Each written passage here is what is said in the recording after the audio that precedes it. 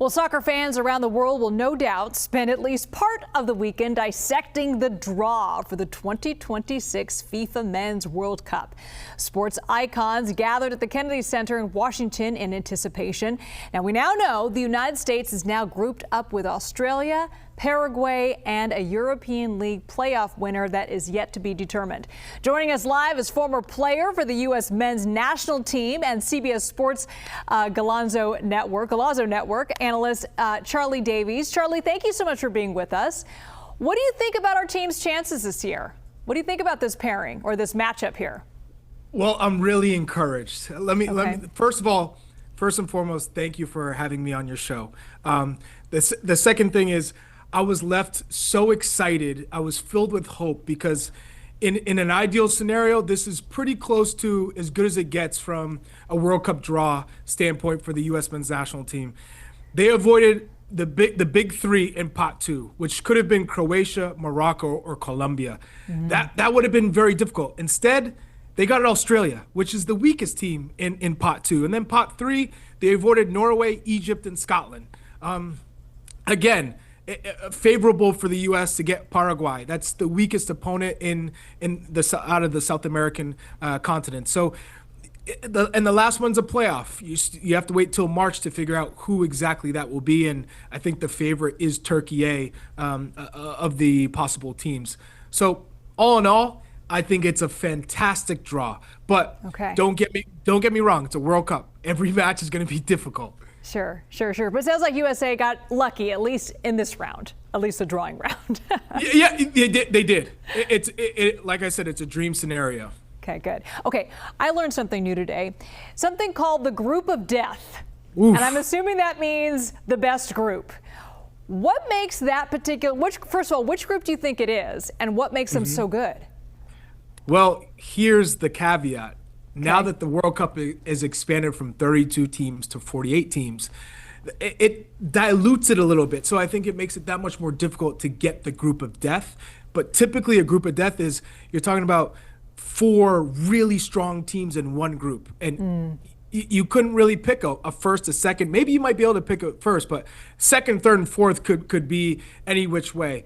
And in this World Cup edition with 48 teams in North America, I think the most we're going to get is 3 strong teams, and the third place team can still qualify to the next round. So it's not as demanding, or it's a little bit forgiving in this edition of the World Cup.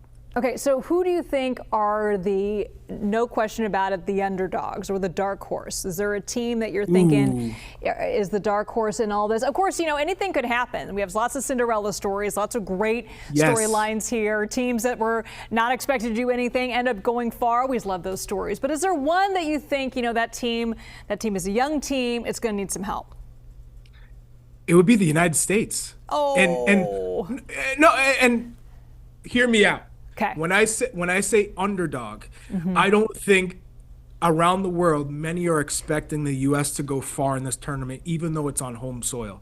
But given that the draw has been a dream, and their pathway to a quarterfinal, which they inevitably have to get through Belgium, which is probably the weakest of the strongest teams available in pot 1.